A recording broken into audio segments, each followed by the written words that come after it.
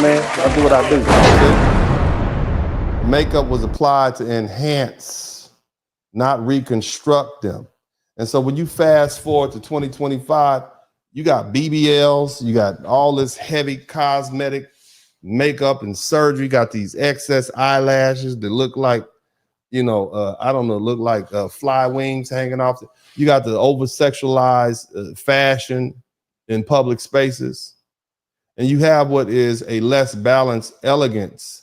Keeping in mind, as I said earlier, Essence Festival was about elegance and class, okay? Now, ladies, when I look at the statistics and I look at the demographics compared then to now, right? 55.9% of Black women aged 20 and older, back then they were, they were slender. You see what I'm saying? But now you have an obesity rate, which is, my gosh, it's in the 80s. You see what I'm saying?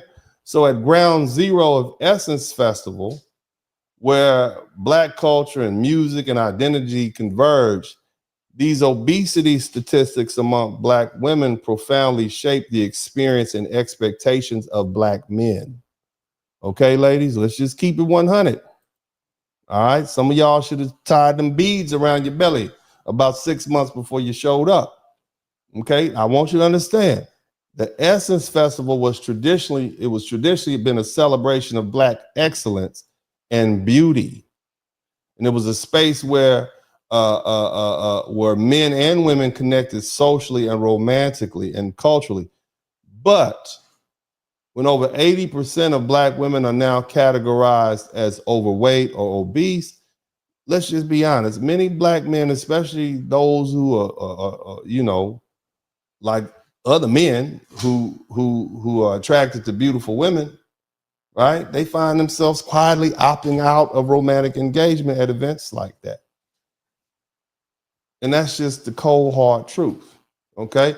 And for some, it's not just about aesthetics, but healthy compatibility. He's fit and in shape, right? That means that your lifestyle might not align with his, right? He might be looking for a long-term partnership, right? And so what you get is this silent disengagement, and that contributes to the growing gender divide that we're dealing with. You see brothers enjoying the music, taking photos and networking, but noticeably keeping their distance when it comes to courting. Many Black men feel that they're expected to remain fit and ambitious and upwardly mobile while being shamed for voicing concerns about the dating prospects who don't mirror those standards of physical fitness or health. You understand me? And this high obesity rate compounded by the normalization of those conditions and the cultural gaslighting around preference and standards, that's gonna make brothers just say, you know what, hell with it. And they retreat. Men are not gonna fight every battle. And so for these men's Essence Festival, where we used to go look at some of the finest women in America, right? It no longer feels like a match made in heaven. It feels like a reminder of the social disconnect, not some kind of empowerment slogan. That's what it feels like. And so in essence, has become less about family, less about Black love, and more about fragmented tribes sharing the space, but not the same vision for the future. You understand me? So, the other thing we have to also consider, and I want to make sure I'm not boring y'all. Are y'all with me? Are you guys with me? Let me know if you're with me. We're going to keep this going. I'm going to try to give me some more water in a minute. My jelly jar has run out of water. But the other thing, the economic issues that folks are dealing with right now. So it's 2025, okay? And I'm not saying we were rich back in the 1990s, but you could get, I remember I was in law school and gas was 50 cents a gallon. You understand me? Gas was 50 cents a gallon. You get a loaf of bread for 99 cents. You see? So things weren't as difficult. Okay. Now, in 2025, Essence Festival's noticeable decline in attendance it can't just be attributed to Africans being in charge. Okay. That's just, again, as I said, that's lazy. You see? Because in the mid 1990s, a typical Essence Festival attendee was a professional Black woman in her 20s and 30s. You see? And they're going to come anyway, no matter who's in charge. You understand me? But now, if you want to fast forward to 2025, there's differences. Women don't have the stability that they used to have. Okay, many of them don't have a boyfriend, much less a husband. Okay, the other thing is you don't have those older women like her mother or her grandmother who made weekend getaways to wherever possible. She didn't really have the help that she needs. You understand? So now over 70% of Black women have children born to single households, and they're primarily led by women. And so you got women trying to navigate life and motherhood. They don't have that second income. And now we're dealing with the fact that you've had these mass layoffs of the federal workforce. And who's the primary employer of Black women? Who is the primary employer of Black women? It's the federal government. It's the government in general. We talk about school teachers, military, post office, etc., clerical work.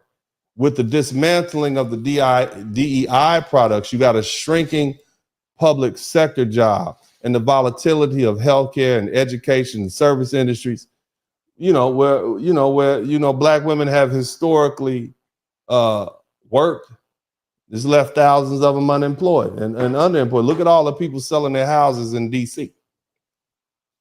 And so now when Essence Festival rolls around, the cost of a flight, hotel, childcare, food, even the tickets become insurmountable. You see how that lady was talking about? I had to pay $45 for some salmon and some rice. You understand me? And that's a lot of money, especially for that. I wouldn't pay for it, tell the truth, but whatever. You see? The other thing is, back in the day, they had aunties, they had grandmas, they had people who were willing to take their kids over the weekend. They had jobs with paid vacations. Most people these days work multiple jobs just to get by. You got that job at Starbucks, working down at Amazon. You're doing shifts here, shifts there. But see, in the decades past, Black families relied heavily on the grandmothers and the aunties and the cousins to step in and help child rearing. You could drop your kids off for a weekend or a week and sometimes a whole summer. And that intergenerational trust created spaces for mothers to date, attend festivals, build businesses, or just breathe. But now, hell, the grandmother is either working herself or she's not doing it. It's just simply not available. In many cases, grandma's burnt out, she broke, and she burdened herself. So, this is a situation that we're dealing with, And so a lot of Black women feel unsupported. They feeling left out. They feel isolated, And you got events like Essence Festival. They don't feel like empowerment. They feel like reminders of what she's missing. And when she sees older women traveling with their spouses and the younger women showing off their career success or friend groups and laughing together, the isolated Black woman may feel more alienated and inspired. She don't want to go to Essence Festival. You understand? So this is everything that's going on. I want y'all to think about this. I'm giving you what you asked for. Now, the other thing is, and I'm gonna just go ahead and hit this right on the head, is that you got a breakdown between Black male and Black female relationships. I mean, you got a disengagement, you have disillusionment, and the decline of the Black family unit. And one of the deepest crises in Black America today isn't economic or political. It's a breakdown of trust and unity and cooperation between Black men and Black women. And it's not an accident.